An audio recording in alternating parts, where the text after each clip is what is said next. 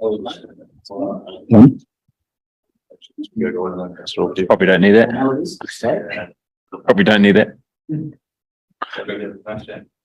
Okay, thanks everyone for joining us for this pre-match press conference ahead of New Zealand versus Sri Lanka to be held at the SCG tomorrow. We have press in the room here at the Sydney Cricket Ground and also press joining us via Zoom. We'll be taking questions from the room first and then going over to Zoom for your questions. If you have a question, please raise your hand. So we'll start with Andrew, please. Thanks. Hey, Tim, I know this is a very kind of short, sharp tournament once it gets going, but any feeling that the washout might have taken the wind out your sails a bit after such a convincing performance here against Australia a few days ago?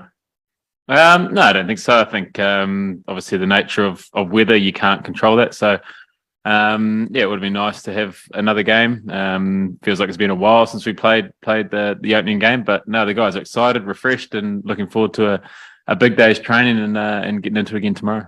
And just ask a slightly wider one about your pairing with Trent.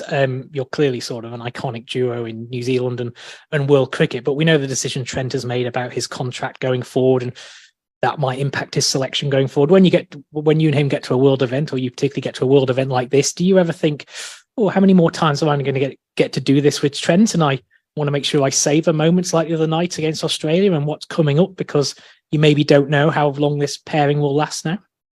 I guess the future's unknown.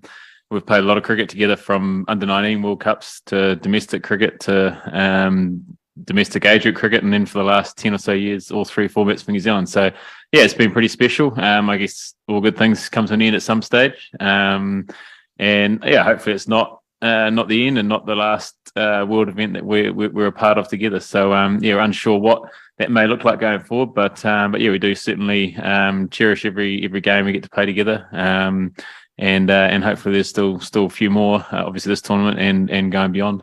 Just if I can ask one about you as well. You went top of the leading wicket takers in T20Is the other day against Australia. I imagine over the length of the career you've had, there's been lots of things you've developed over the years, but can you just sum up how you've changed as a T20 bowler over those years and sort of how you see yourself now compared to maybe where you were maybe 7-8 years ago?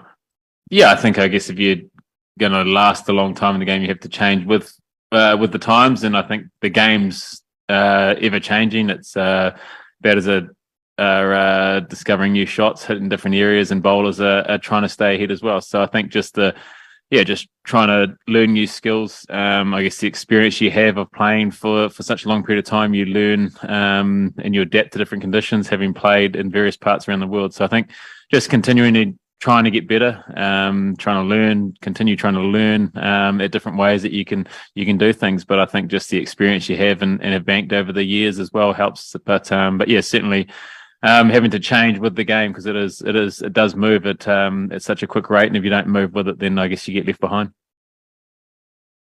Sri Lanka back with some good spinners, Asaranga, Theekshan, Dhananjay. Any specific plan for those spinners? Yeah, we know Sri Lanka's a dangerous side. They always pose a big threat, and spin's been a massive part of their game and a strength of theirs. So yeah, unsure how this wicket will play. I presume it's a new one. So hopefully our guys have faced plenty of spin and plenty of good spinners over the years as well. So yeah, it should be a good game. For the preparation for the tomorrow's game. Yeah, it's been a while. Obviously, the washout in Melbourne, and then hopefully a good training today. And then yeah, the guys are excited. Feels like I said earlier, feels like it's been a while since we played, but we've had a couple of good trainings in between. So yeah, guys are just looking forward to getting back out on the park. Is it an advantage to come back to a ground where you've already had a game? Yeah, I guess so. Guys come back and have, I guess, fond memories of the last game here. But we know it's a new challenge, different opposition, different wicket. So yeah, it's always nice when you come back to a ground where you've had fond memories. But we know that it's a completely different challenge in playing Sri Lanka as it is to play in Australia. Those online back in New Zealand, if you want to put your hand up for a question. We don't currently have any hands up, but just a couple of quick ones from me, Tim. You've obviously been watching the rest of the tournament. What have you made of some of the results and some of the, I suppose, the perceived upsets.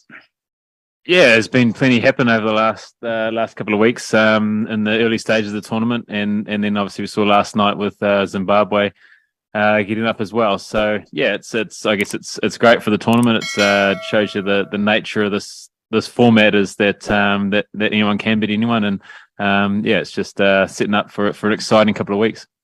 And just a quick comment on Daryl Mitchell, who we understand is fit and available.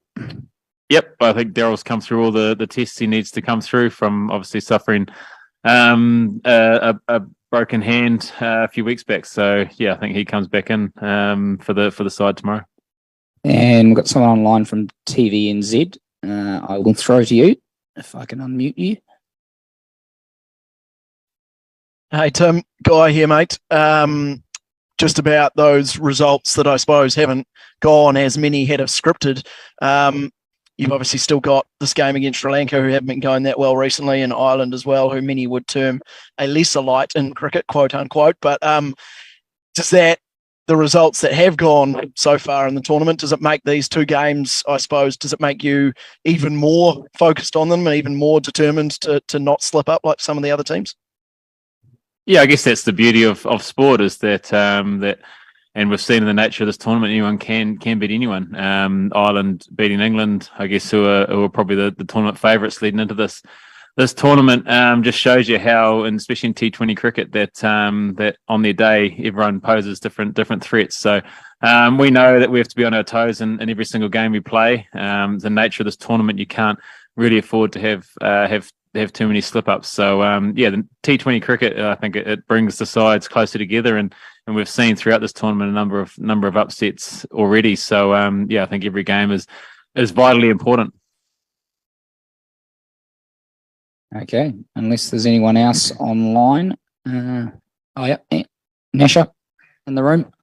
Just to follow up on the Daryl Mitchell, sounds like he's fit. Does that, I know you're not a selector, but does that leave a tricky decision given how well you played in that first game? And I guess someone like Glenn Phillips, who might be the either or selection, showed what value he can add in the field. He's almost worth selecting for his fielding alone.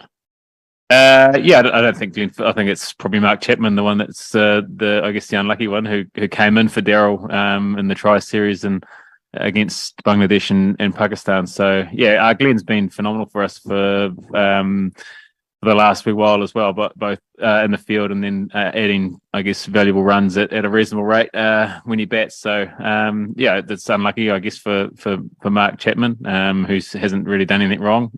But I think the way that Daryl, he's a valuable member of the side, and he's done well for us. So yeah, it's now he's fit and ready. He just comes back in and will slot back in there. All right, thanks very much, everyone. Thank you, Tim. Thank you. No worries.